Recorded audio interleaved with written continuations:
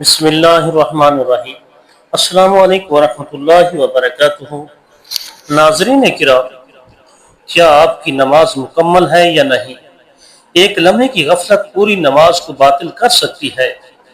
پیارے دوستو، کبھی آپ نے سوچا ہے کہ ہم دن رات نماز پڑھتے ہیں لیکن پھر بھی دل میں ایک خلش، ایک شک سا رہ جاتا ہے کہ یا اللہ، کیا ہماری نماز قبول ہوئی؟ کیا میں نے سب کچھ درست طریقے سے ادا کیا؟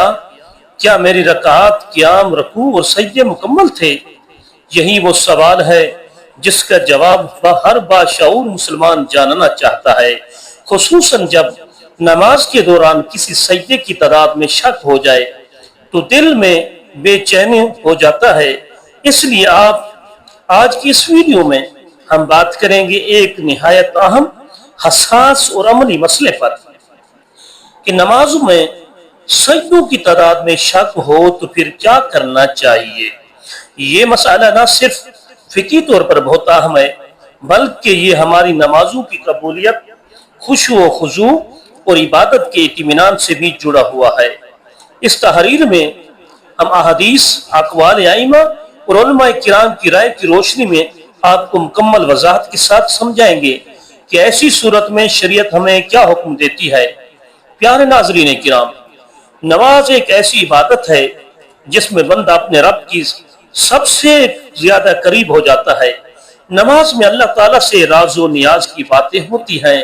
یہی وہ لمحہ ہے جہاں شیطان ہر ممکن کوشش کرتا ہے کہ بندے کی توجہ ہٹا دے، اسے سستی، نیند، وسوسوں یا شک میں مبتلا کر دے تاکہ نماز کی لذت، قبولیت و حقیقت متاثر ہو جائے۔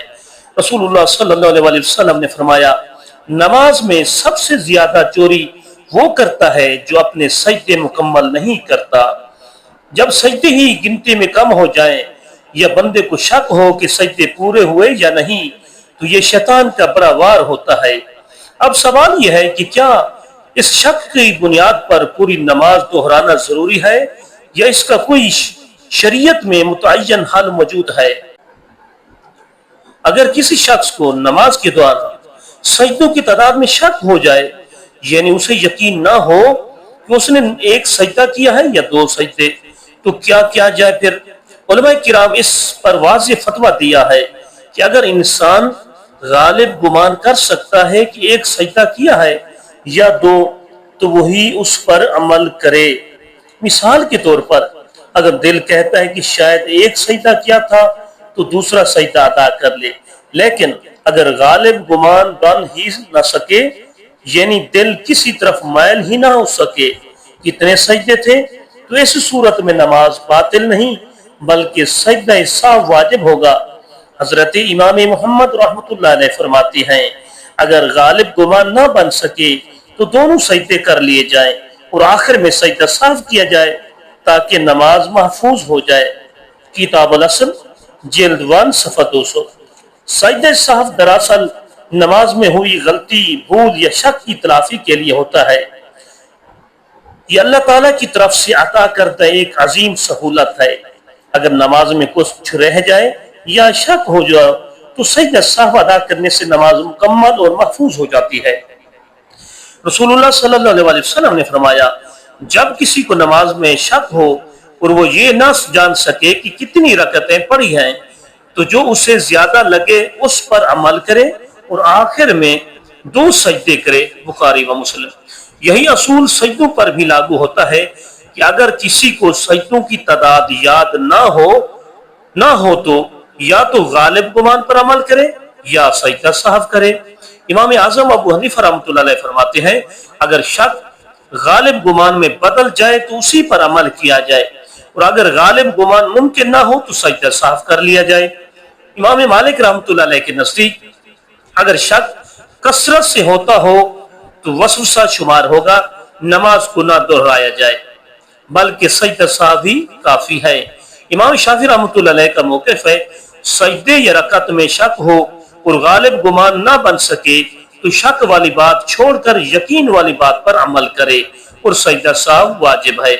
امام احمد بن حنبل رحمۃ اللہ علیہ بھی یہی فرماتے ہیں کہ شک کی حالت میں سجدہ سہو نماز کی حفاظت کرتا ہے بعض लोगों को हर नमाज में शक हो जाता है, हर रोज यही सवाल जहन में आता है कि क्या मैंने 2 सजदे किए या एक, क्या रकात मुकम्मल हुई या नहीं।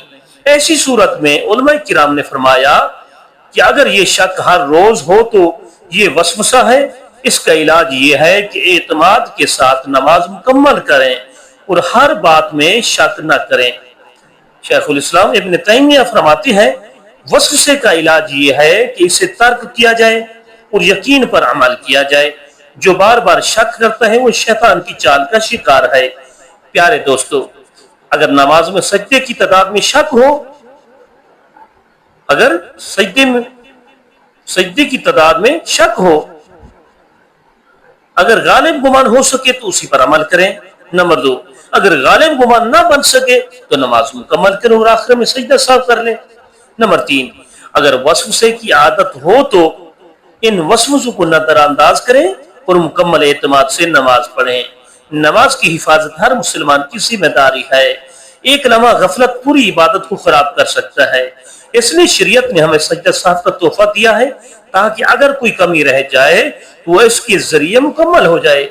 हमें चाहिए कि सजदा साफ का तरीका भी सीखें, अमल भी करें और नमाज को मुकम्मल और मकबूल बनाएं। प्यारे दोस्तों, अगर आपको ये हमारी वीडियो मालूमाती और मुफीद लगी हो तो जरूर हमारे चैनल हनीफ वॉइस को सब्सक्राइब करें। यहाँ आपको मिलेंगी इस्लामी मसाइल के वाज़ेह जवाबात, हदीस व अक़वाल सहाबा पर मबनी वीडियोस, सबक आमोज़ वाक़ियात, किस्से और रोज़मर्रा जिंदगी से मुतअल्लिक़ शरई रहनुमाई। हनीफ वॉइस आपकी इस्लामी रहनुमाई का काबिल एतमाद ज़रिया। अल्लाह हमें दीन का सही फहम अता फरमाए और नमाज को हमारी आंखों की ठंडक बनाए। आमीन सुम्मा आमीन।